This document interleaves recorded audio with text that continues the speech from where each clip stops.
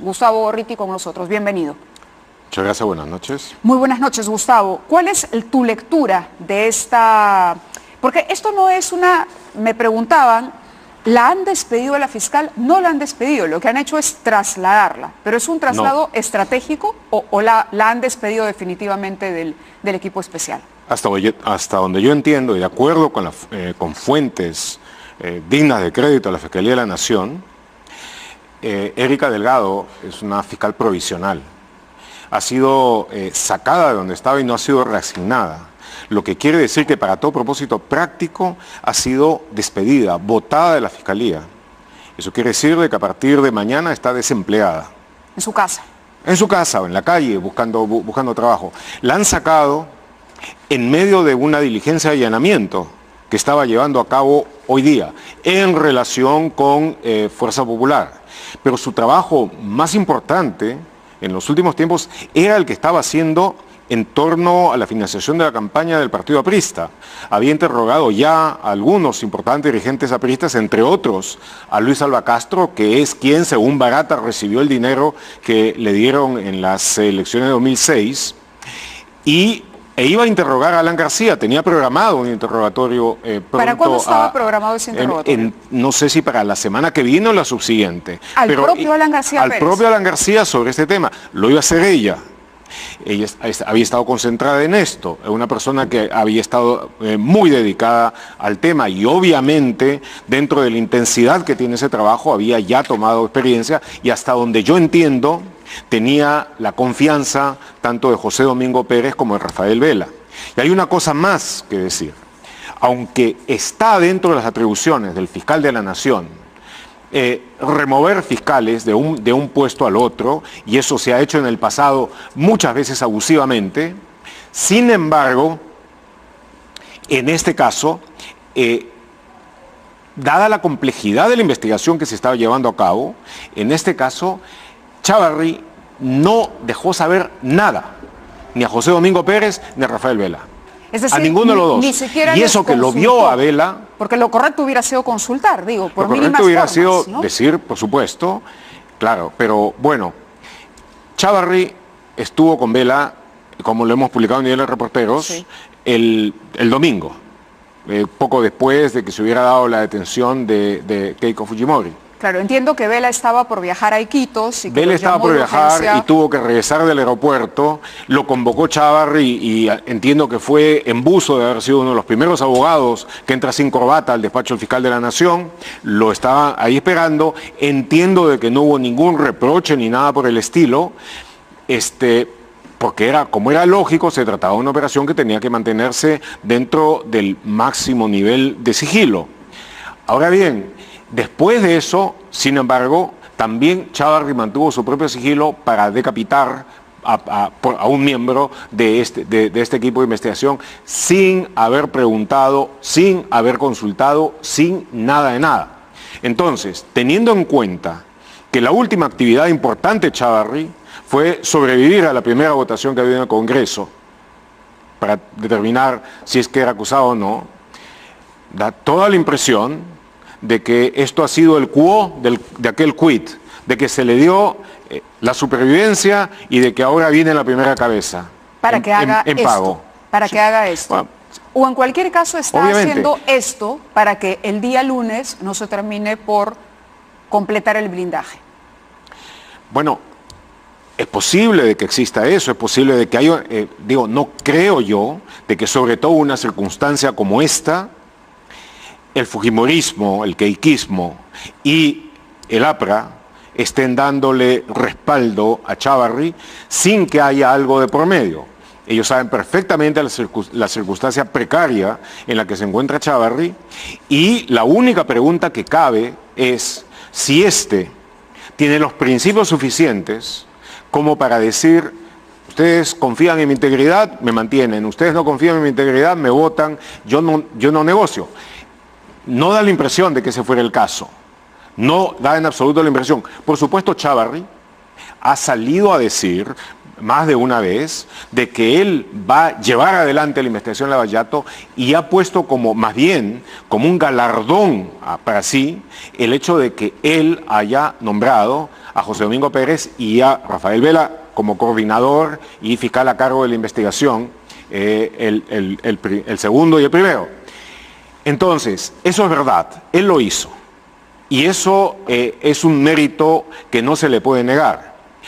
Pero si ahora, mientras sigue diciendo que él va a llevar adelante esto, sin notificar a ninguno de los dos fiscales a quienes nombró para poner a cargo del caso, les quita a una fiscal importante y la despide y la manda a la calle, y es una fiscal que va a interrogar a Alan García y de que está en plena diligencias, entonces pues las conclusiones son virtualmente inescapables. En lugar de haber seguido apoyando esto, él ahora va a estar dedicado a tratar de hundirlo.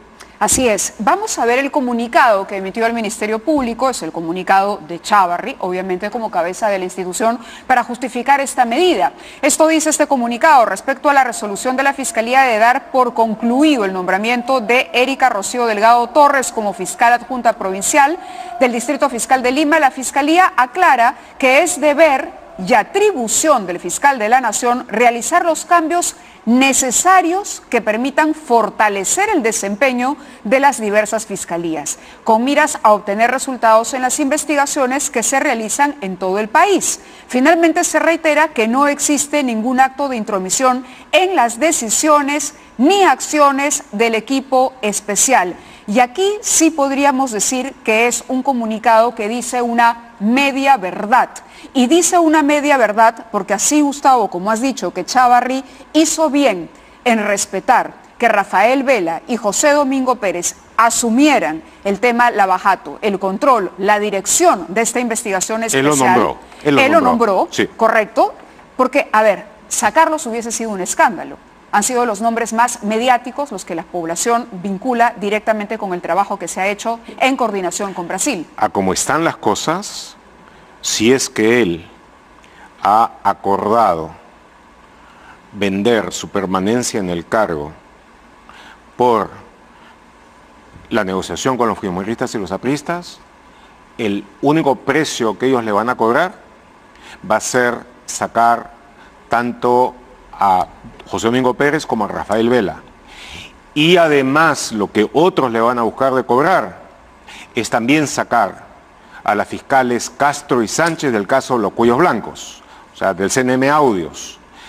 Las dos principales investigaciones de anticorrupción en el siglo XXI en el Perú están en esta circunstancia por el intento de Chávarri de aferrarse a su cargo, están, yo creo, bajo serio peligro. Por eso te decía que es quizá esta movida de Chávarri el día de hoy una suerte de demostración de lo que él puede hacer en la Fiscalía, teniendo en cuenta lo que se viene el lunes para él en el Parlamento. Sí, pues o el pago de un arras, o la cuota inicial. La cuota inicial. La cuota inicial, ¿vale? De lo que tendría que venir. Yo no quisiera realmente, sin evidencia, llegar a conclusiones, pero digamos, la secuencia de acontecimientos, lo que está pasando ahora, indica de que las cosas van en ese sentido.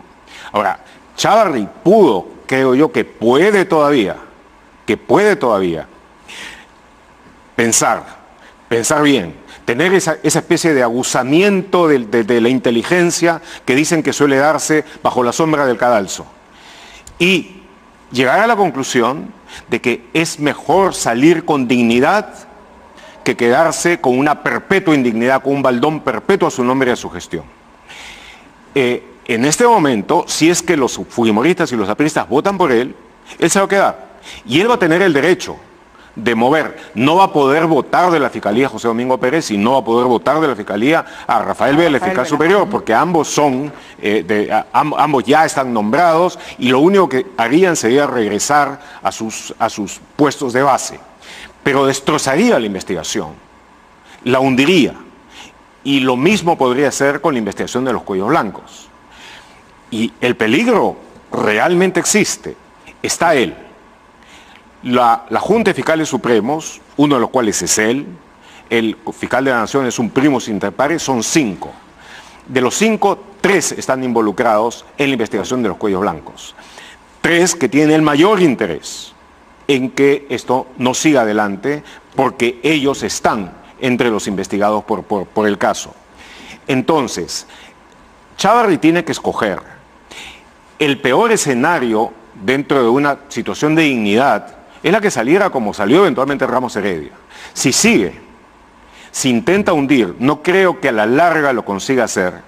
No creo que a la larga ni siquiera el poder formal de un fiscal de la nación vaya a superar lo que sería la inmensa indignación nacional ante esto.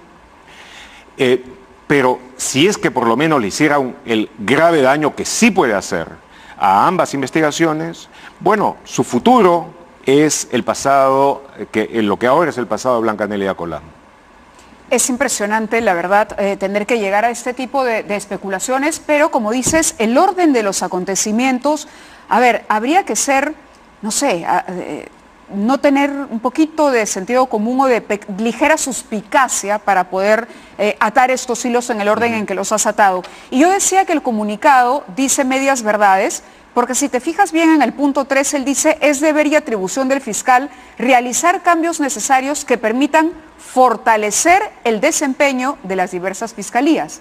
Fortalecer con miras a obtener resultados en las investigaciones que se realizan. La pregunta que le podríamos hacer desde aquí al fiscal de la Nación es si el cese de esta fiscal contribuye o no, si el hecho de retirar a Erika Rocío Delgado, que ha trabajado desde hace mucho tiempo con José Domingo Pérez, que maneja información sumamente compleja, al dedillo, que entiende, que ha listado seguramente ya parte de ese cuestionario, ¿no? Para Alan García Pérez, si el hecho de sacarla cumple o se condice con ese deber, con la atribución sí, porque él puede retirar a su juicio cualquier fiscal, está dentro de su prerrogativa. La pregunta ¿es la salida de esta señora lo mejor para la investigación del caso Lava Jato?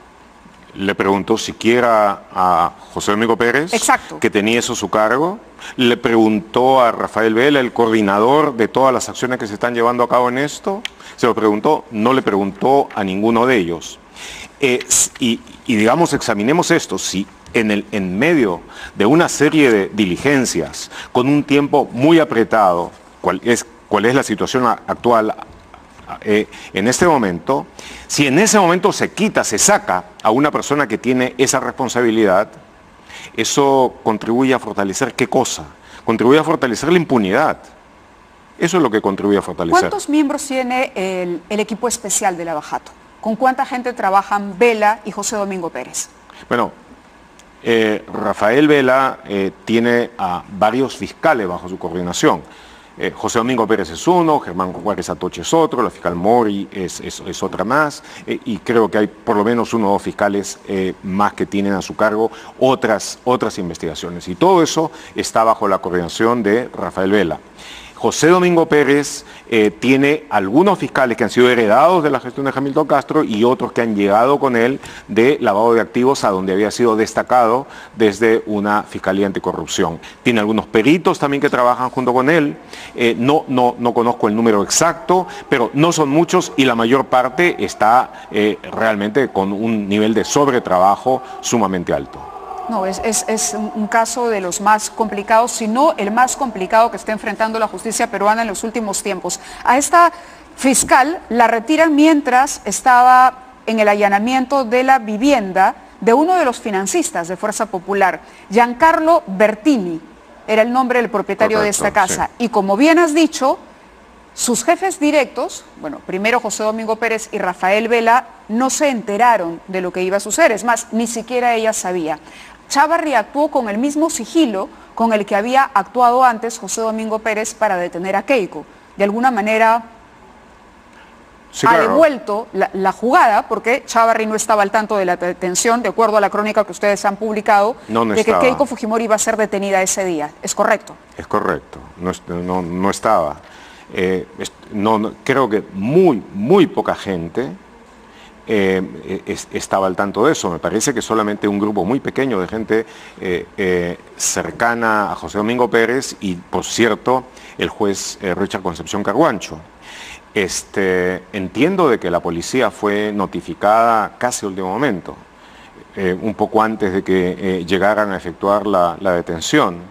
De tal manera de que esa es una de las cosas que hizo de que tuviera el secreto y el nivel de sorpresa que llegó a tener. Pero un nivel de sorpresa que garantizó la detención. Sin duda, que garantizó la detención, que además tengamos presente, no ha sido solamente la de la señora Keiko Fujimori, sino la de muchas otras personas, tanto en Lima como en varios otros sitios, fundamentalmente en Tarapoto.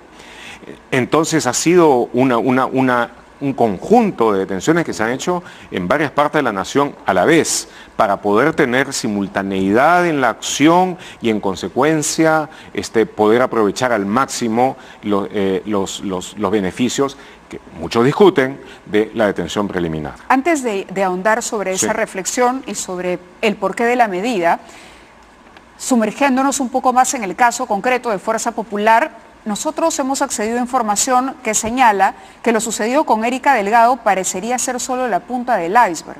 Fuentes que ha consultado este programa nos dicen, ojo, hay que tener cuidado con otros hechos que también han ocurrido. Por ejemplo, la fiscal suprema provisional Bersabet Revilla, a cargo de la casación de Keiko Fujimori, la que logró que sea declarada infundada. Esta casación, la casación que se denegó el día de ayer, la iba a resolver Inostroza, no nos olvidemos.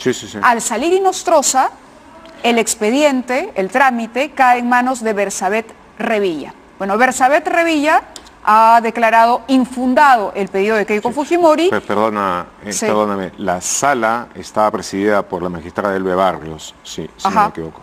Ya, pero en cualquier caso tengo información de que esta fiscal, que es una de las que estuvo a cargo, en cualquier caso de declarar infundado este pedido. La fiscal estuvo a cargo de la acusación. Exacto. Okay. ¿Ya? Y la han bajado a adjunta suprema y han puesto en su lugar a un fiscal superior. Y que estaría pasando lo que tú advertías también, que luego las fiscales del Callao emiten un informe que ponen en conocimiento del fiscal supremo Pablo Sánchez y que después de eso lo que se ha hecho más bien es desprestigiar el trabajo porque no se ha atendido ningún tipo de requerimiento hecho por estas fiscales desde que ellas elevaron el informe a Pablo Sánchez, quien es el que está manejando directamente esa investigación. Así es. Entonces, no es únicamente Erika Rocío Delgado Torres. El diario La República, me parece, el día de hoy daba cuenta de otras movidas que había hecho Chávarri, que seguramente para alguien que no puede penetrar o no tiene acceso a lo que hace cada uno de los miembros de la Fiscalía es difícil leer. Pero si uno empieza a bucear en la función, en el puesto, en la provisionalidad del fiscal o en el nombramiento, la importancia que tiene para tal o cual caso, uno se da cuenta que sí podríamos decir que en este momento el señor Chávarri no está cumpliendo con ese deber que es proteger al máximo el desarrollo de esas investigaciones. Ayer Chávez Aparentemente Cotrina, las está atacando más bien. Correcto, pero ayer el señor Chávez Cotrina, otro fiscal, que es el superior justamente de estas dos fiscales, nos decía que él considera que Chávarri no ha cometido ningún tipo de intromisión y lo defendía en este programa y decía que más bien está contribuyendo y se está sometiendo a todo tipo de investigaciones. ¿Tú consideras que esto es correcto? ¿Cómo interpretar las palabras de un fiscal Chávez Cotrina? Y en cualquier caso, ¿qué podría aportar este apoyo súbito que ayer expresó cuando es muy difícil que un fiscal te declare tras una llamada telefónica en un programa de televisión abierta, ¿no? Yo no he escuchado lo que dijo Chávez Cotrina. Me parece que alguien que no haya estado de vacaciones en el planeta Ganímedes puede tener la clarísima noción de que la actitud de Chávarri hacia las fiscales Castro y Sánchez ha sido de consistente hostilidad, de que los otros dos fiscales que están junto con él involucrados en esto, Víctor Raúl Rodríguez Montesa y Tomás Aladino Gálvez, tienen exactamente la misma actitud, de que el fiscal Rodríguez Montesa fue el primero que alertó al conjunto de la mafia de que había grabaciones sobre ellos y de que además ha sido grabado dentro de todo esto y que es una de las personas que esencialmente lo está sosteniendo y que parte de su interés acá es su sobrevivencia y que esa sobrevivencia pasa por anular, cancelar o por lo menos debilitar sustantivamente esa investigación.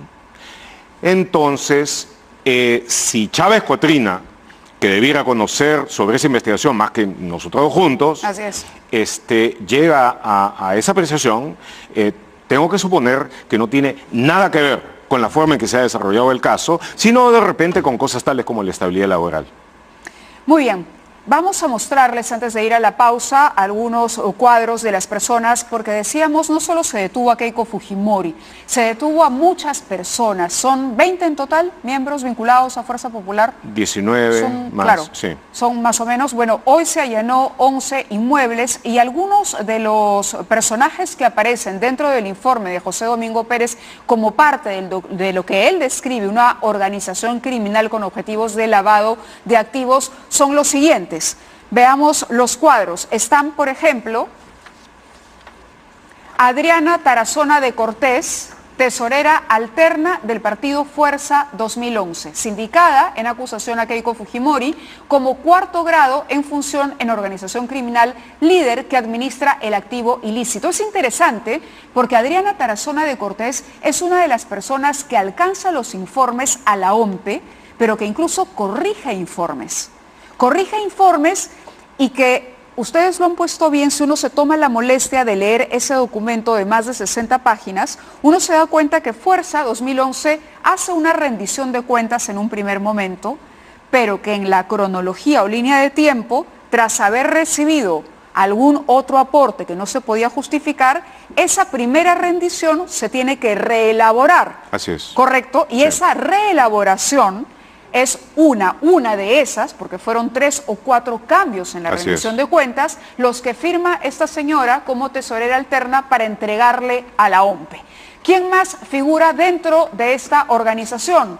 Jaime Yoshiyama Tanaka, ex secretario general de Fuerza Popular, sindicado además como segundo grado en función de la organización criminal, líder que solicita y recibe el activo ilícito. Y en los testimonios de los brasileños está claramente descrito el momento, el lugar y la forma en que ese dinero fue entregado a Jaime Yoshiyama. Hoy en los Estados Unidos dicen que ha sido sometido a una operación por un tema de la vista, pero que estaría retornando al Perú, esto de acuerdo a palabras de su abogado. Hay muchos personajes. La esposa del congresista Rolando Reategui, por ejemplo, también figura en la lista de detenidos. ¿Por qué? Porque aparece como aportante. Y habría sido uno de los nombres que se prestó voluntariamente, en este caso por la vinculación con el esposo, para poder justificar estos dineros que ingresaron y que, a la luz de todo lo que hoy conocemos, no era dinero ilícito. Por cierto, y solo antes de irnos, un detalle importante, un testigo clave, que es el testigo justamente que contactó Rolando Reategui, y cual le dijo, además, recordarás el caso cuando le dice, firma, pon tu nombre, sí, que eso fue un caso escandaloso. Bueno, ha reiterado el día de hoy que no aportó un sol y que lo seguirá diciendo. Esto lo dice Segundo Crisanto Pulache en comunicación al diario El Comercio el día de hoy. Vamos a desarrollar más este tema, qué es lo que está pasando con Fuerza Popular, cuáles son los reales motivos para sospechar que aquí sí hubo aportes ilegales a la campaña y una serie de delitos que podrían devenir de esta primera situación, pero tenemos que cumplir con los auspiciadores del programa y regresamos con Gustavo Gorriti.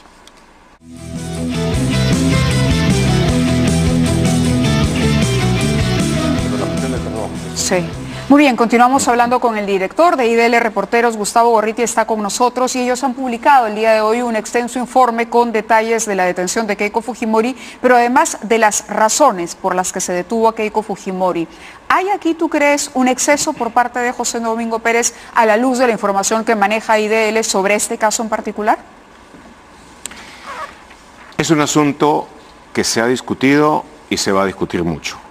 De un lado están los profesionales, y no solamente Nakazaki, a quien he escuchado hablar sobre el tema, sino también, por ejemplo, nosotros en IDL tenemos como experto en el tema a Ernesto de la Jara. No piensa exactamente igual que Nakazaki, pero para él es muy importante dejar establecido de que para la prisión preventiva y mucho más para la prisión preliminar tienen que haber unas pocas causales realmente graves, de que el utilizar esto debe ser una medida realmente excepcional.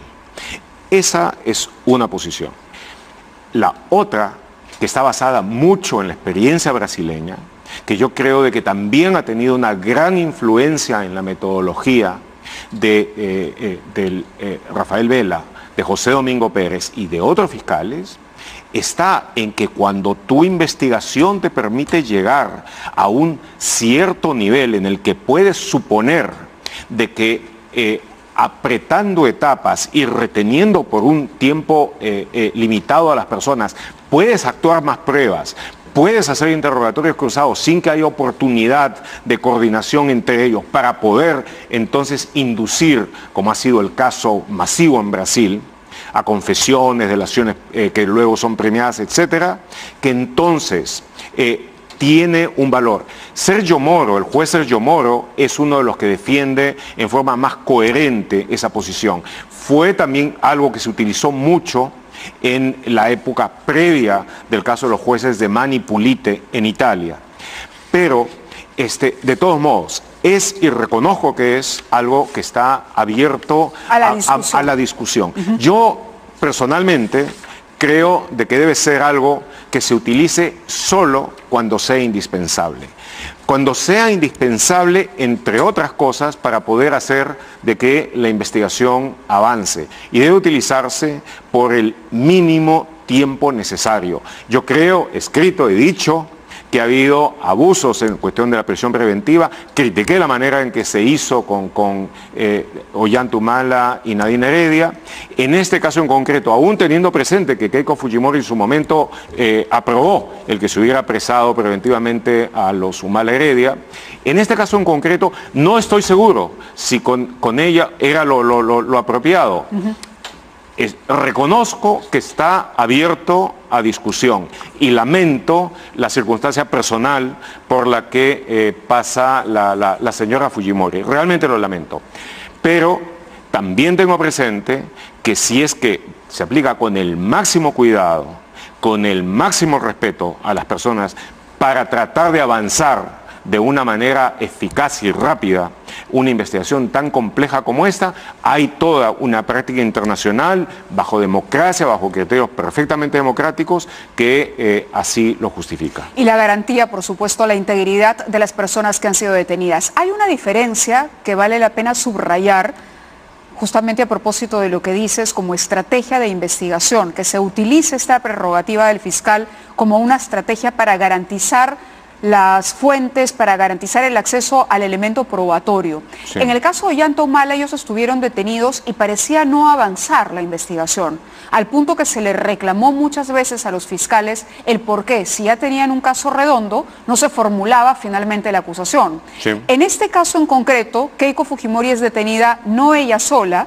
es detenida en un grupo numeroso de personas que son parte de esta organización criminal que ha descrito José Domingo Pérez en un esquema donde ella maneja la cabeza, pero donde hay personas que están todas informadas de que van a recibir un dinero y la manera en que van a presentar ese dinero o la justificación del uso de ese dinero ante la autoridad electoral, sino que al día siguiente o a los 2 días siguientes de esas detenciones se producen estos allanamientos en las viviendas donde ya no se puede esconder pruebas, llamar a otro, es decir, me explico, podría él justificar que los allanamientos se han hecho después, justamente porque el hecho de que las personas que podrían manipular lo que se puede encontrar ahí, hoy están detenidas. Entiendo. Sí, no.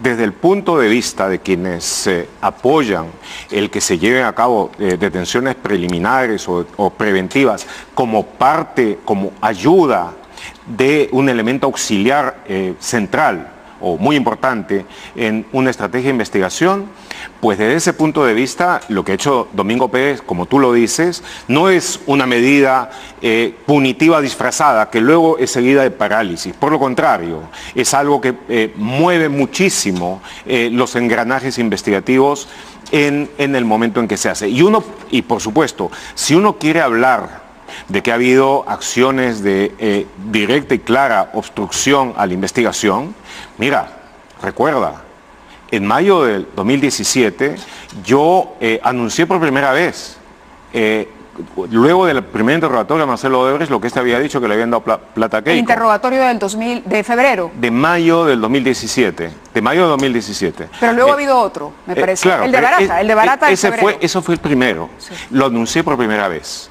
Y en ese momento, alguna gente corrupta dentro de la Fiscalía de la Nación logró que el entonces fiscal Pablo Sánchez firmara un comunicado diciendo que eso no había ocurrido. En ese momento se desató un ataque de esos troleos feroces a los que ellos eran tan afectos en su momento, con el hashtag miente como Gorriti, etcétera, y todo aquello. Pues bueno, en ese momento yo le dije, si tanto se arañaron, espérense porque viene más. Y unos días después vino el aumentar 500 para que UQBU fue a hacer visita.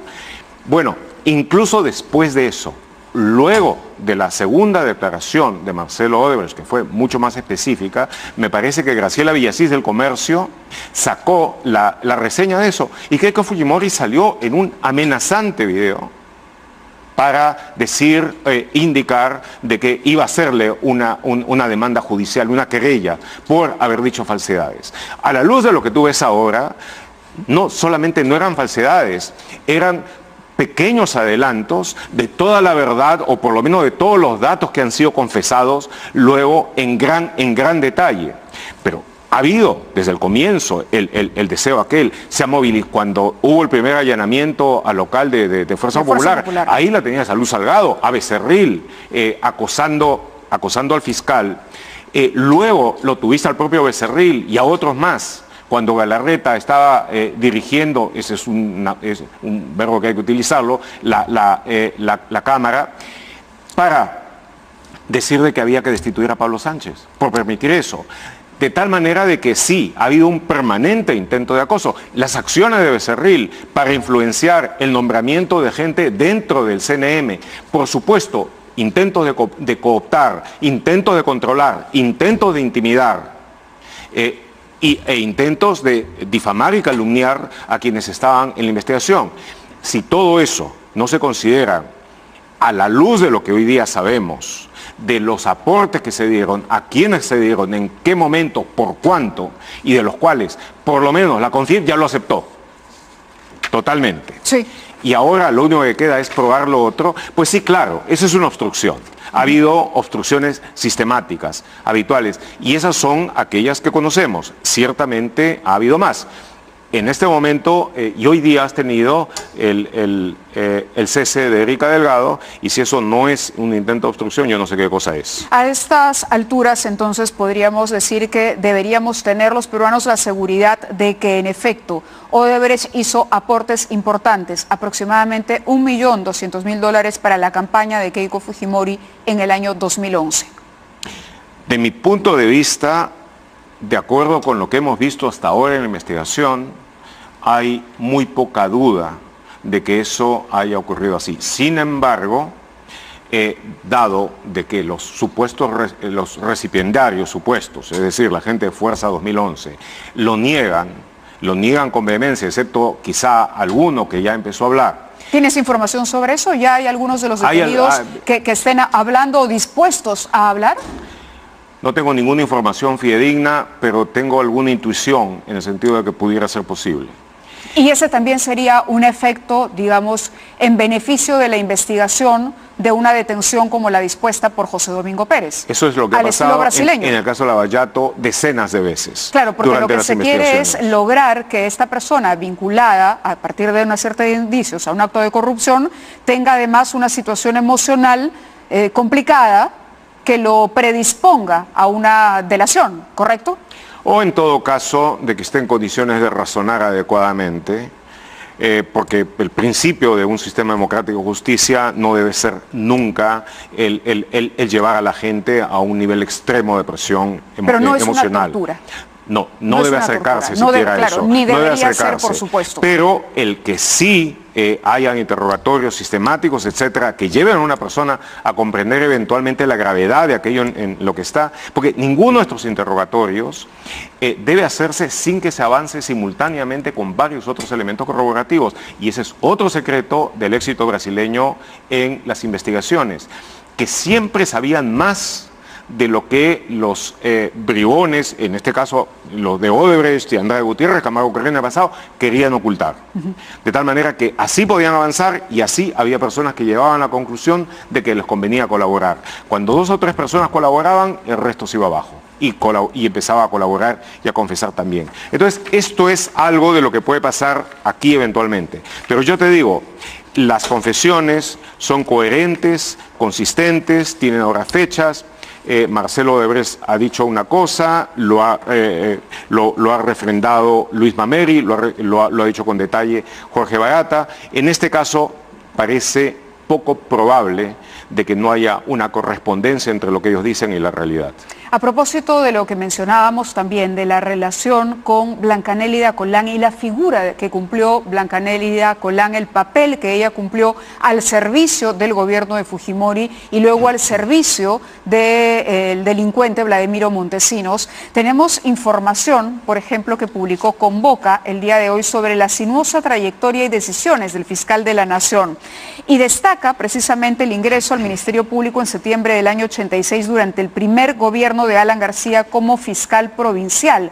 Consigue su ascenso a fiscal superior en mayo de 1994, durante la gestión de nada menos Blanca Nélida Colán Maguiño en el régimen gubernamental de Alberto Fujimori.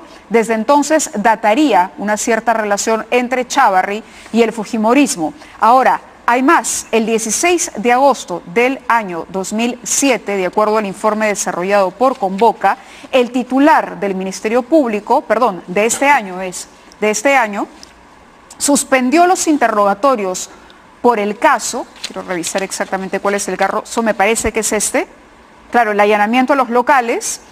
Después del allanamiento a los locales del partido, es el 16 de agosto que Chávarri suspende los interrogatorios de fujimoristas como Daniel Salaverry y la cabeza de la comisión Lavajato, Rosa Bartra.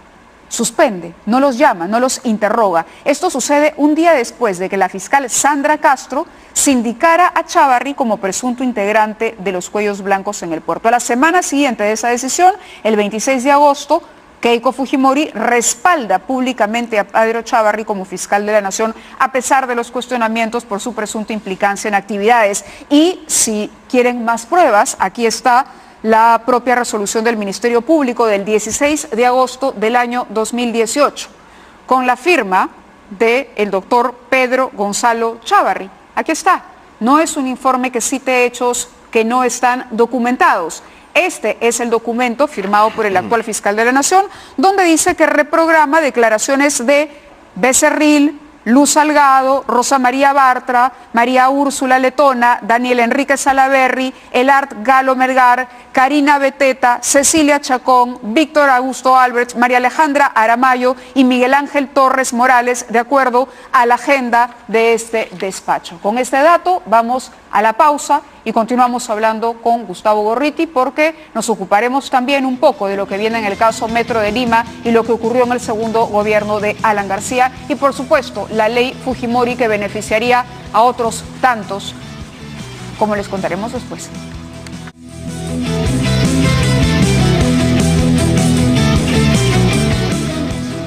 Muy bien, continuamos con Gustavo Gorriti y reflexionábamos, comentábamos antes una posición que él tuvo justamente en los momentos previos al otorgamiento del indulto para Alberto Fujimori. Tú me decías que tú creías que Fujimori debería eventualmente pedir perdón y luego marcharse a su casa, digamos, a vivir una vida alejada de los reflectores y de la política. Esta fue una discusión que se dio entre mucha de la gente que luchamos por conquistar la democracia en el año 2000 y que luego hemos luchado por no perderla en los momentos difíciles. Yo, como sabes, soy una de las causas por las que Fujimori ha sido, exactamente, por las que ha sido condenado. Sin embargo, yo personalmente no me considero una víctima. Considero de que en mi caso, al lado de los de personas que sufrieron pérdidas irreparables, que lloran y llorarán hasta el fin de sus días, no se compara con el mío porque yo tuve la suerte de salir entero, salí íntegro, con capacidad de seguir, de luchar, de contragolpear, y finalmente de haber llegado a estos días donde mal que bien vivimos y sostenemos una democracia. Sin embargo, todos estamos unidos por la hermandad de haber luchado en momentos muy difíciles, cuesta arriba, por la democracia y por el retorno a los derechos humanos y contra el imperio oscuro de Montesinos. Entonces, la mayor parte durante un buen tiempo estaba a favor de que se aplique hasta el final la sentencia que había habido. Para mí y para otras personas, y buscamos de promover la discusión, y se promovió y hubo una discusión muy interesante entre esto, y lo recalco, antes de que Kuczynski diera el indulto a Fujimori, bastante antes, y era para decirle que, bueno, ya pasó 12 años, está obviamente debilitado, está obviamente envejecido, no representa ningún peligro social o político, entonces de que la democracia debe ser generosa, de que así como se busca que se haga justicia, creo que es necesario no extremar el rigor punitivo. Y la cosa era, teniendo en consideración el sufrimiento infligido, el sufrimiento causado a gente como, por ejemplo, todos aquellos parientes de las víctimas del Grupo Colina, lo que el ingeniero Fujimori debía hacer, que debe hacer aún ahora, es con profunda sinceridad y con real conocimiento emocional, ético de lo que hubo, pedir de corazón perdón por lo que hizo, por lo que pasó, por lo que sucedió. Pedírselo casi nombre por nombre a los deudos de las víctimas principales. Y yo creo de que si eso se hace, y se hace con sinceridad, yo personalmente creo de que yo y muchas otras personas que pensamos en forma parecida y hemos luchado y lucharemos por la democracia cada vez que sea necesario, estaríamos totalmente dispuestos. Yo sin duda alguna a que el ingeniero Fujimori pase a un sistema de detención domiciliaria, donde se le permita tener vida de familia, donde se le permita tener una cierta normalidad. 12 años de cárcel en cualquier parte es mucho. Carla Schaeffer, congresista de Fuerza Popular, nos decía que cuando se propone el primer proyecto para una figura como la que tú dices en el Congreso a través del congresista Vieira, ella habla con Fujimori y Fujimori le dice que él no quiere quedarse en su casa, que él quiere poder tener libertad y que él quiere salir exculpado, en fin, pero más allá de eso no le atraía mucho la figura del arresto domiciliario y esa, entre otras razones que tienen que ver ya con el poder de Fuerza Popular, con los estamentos más altos, si a Keiko le convenía o no la salida del padre y otras variables, es lo que lleva al rechazo de ese proyecto. Luego Fujimori, yo creo que lo segundo fue mucho más importante que lo primero. Que lo primero, sí. Pero en cualquier caso ella cuenta la anécdota. Sí. Y vamos a esto, el indulto es otorgado, el indulto es anulado, y ahora se aprueba una ley que no habla precisamente de arresto domiciliario, sino es una suerte de ley que permite un movimiento, ¿no?, por la provincia que habite el sentenciado, ¿no?, que cumpla ciertos requisitos, entre otros tener una mayoría de edad, ser una persona que demuestre que está enfermo, que tiene más de 65 en algunos casos o más de 70 años en el otro, pero que es una figura que le otorgaría mayor libertad de movimiento. ¿Cómo analizas esa ley? ¿Esa es una buena salida a la situación de Fujimori después de la anulación del indulto? Vuelvo a lo que propuse. Arresto domiciliario, que puede ser, como también sucede en el Brasil, paulatinamente más tolerante, más laxo, si se cumplen determinadas reglas, porque es lógico que sea eventualmente así, pero tiene que haber ese parteaguas ese momento en el que Fujimori expresa arrepentimiento, pesar y pide disculpas. Yo creo de que esa es una cosa fundamental. Él ha pedido, ha sido un mensaje muy emocional desde la clínica en la que está, que no se lo devuelva a la prisión, que eso puede significar su muerte. Entonces, a mí eso me conmueve. Pero, y yo no desearía en lo personal de que el ingeniero Fujimori vuelva a la prisión y mucho menos que muera dentro de ella. Pero quiero también decirle al ingeniero Fujimori que hubo muchas personas, y no viejas como es él, como soy yo también, sino jóvenes en el comienzo de su vida, que murieron y fueron asesinados y sus vidas le fueron arrebatadas a los suyos. Y eso no tiene remedio, así como no tendría remedio su muerte en prisión. Y eso, que está clarísimo que fueron crímenes, no fueron excesos, fueron crímenes hechos con toda la alevosía.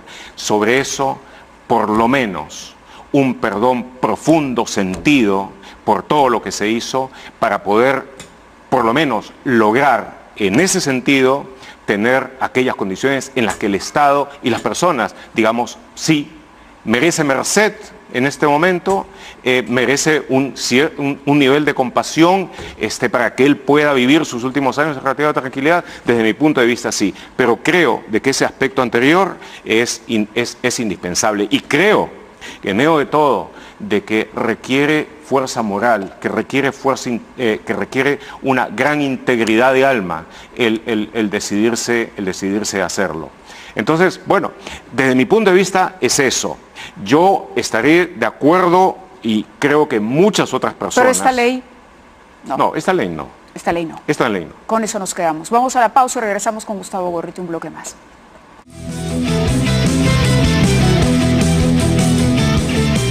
Bueno, nosotros estuvimos haciendo algunos cálculos sobre el tema de las penas a las que podrían eventualmente ser sentenciados algunos de nuestros exmandatarios investigados, como por ejemplo Alan García, Pedro Pablo Kuczynski, Alejandro Toledo, que también están en la mira, por supuesto, del caso Lava-Jato, cohecho pasivo, soborno, hasta 15 años, tráfico de influencias entre 4 y 8 años, supongamos que se le ponga la máxima pena de 8 años, y decíamos, al margen de los que podrían beneficiarse, Alberto Fujimori y otros que actualmente están en prisión, de esta ley quedar en el tiempo, también podría beneficiar a la larga a los que fuesen sentenciados eventualmente por estos delitos. Y aquí hemos hecho una revisión justamente de la edad, la fecha de nacimiento y en cuánto tiempo podrían, de repente en 2 o 2 y medio, obviamente, con la condición de que las pruebas y el debido proceso los sentenciaran. Bueno, en el caso de Toledo los sobornos están más que probados, pero esta sería la situación. Fíjense ustedes qué edad tienen los principales investigados del escándalo Lava-Jato, Odebrecht y otras constructoras brasileñas.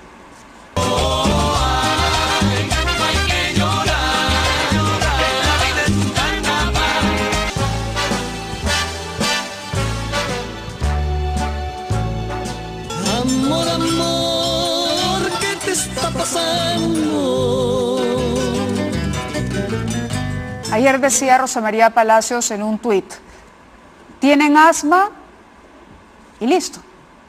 Demuestran que tienen asma, ninguno va a la cárcel, porque están por encima de la edad. Así es. ¿Correcto? Y al tercio de la pena, que 2 añitos más, 69, 80, 72, todos calificarían a ese beneficio. Comentarios finales de Gustavo antes de despedirnos hoy viernes. Habíamos hablado, ya que estamos viendo a algunos de los que, como yo, pertenecen a la división de gerontes, y cómo finalmente las cárceles para la gente de Lavallato quedarían despobladas. Pero en términos de la prueba, se ha avanzado mucho en lo de Toledo. Lo de Toledo, como dices, está básicamente probado. Lo de Kuczynski está en una posición sumamente mala y le va a ser muy difícil, no es la misma gravedad que las otras cosas, pero le va a ser muy difícil salir de eso. Keiko Fujimori, creo que está en una situación que ya se ha estado explicando por sí misma durante estos días. Alan García es quien hasta este momento repite como un mantra, ¿no es cierto? Otros se vendieron, yo no. Yo no, sí. Bueno, entonces ahora ha habido ha habido algunos cambios muy interesantes dentro de esta situación. Lo primero es el interrogatorio reciente que hubo en Brasil a Carlos Nostra, el que estuvo a cargo del proyecto del Metro de Lima. Entonces, él en la tarde, en la mañana no dijo nada, pero en la tarde dijo muchísimo. Entre otras cosas dijo de que él personalmente había dispuesto y entregado hasta 10 millones de dólares, pero de que en total con Barata se habían quedado en 24. Hay 14 millones de dólares supuestamente en coimas que están en el aire y una confesión de Barata que está en programación. Correcto. A partir de ese momento es seguro de que vamos a llegar a nuevas conclusiones sobre el caso. Ha sido un placer conversar contigo, Gustavo. Nos vamos a la pausa y nos vamos seguramente porque ya no habrá tiempo ni siquiera para decirles adiós. Buen fin de semana.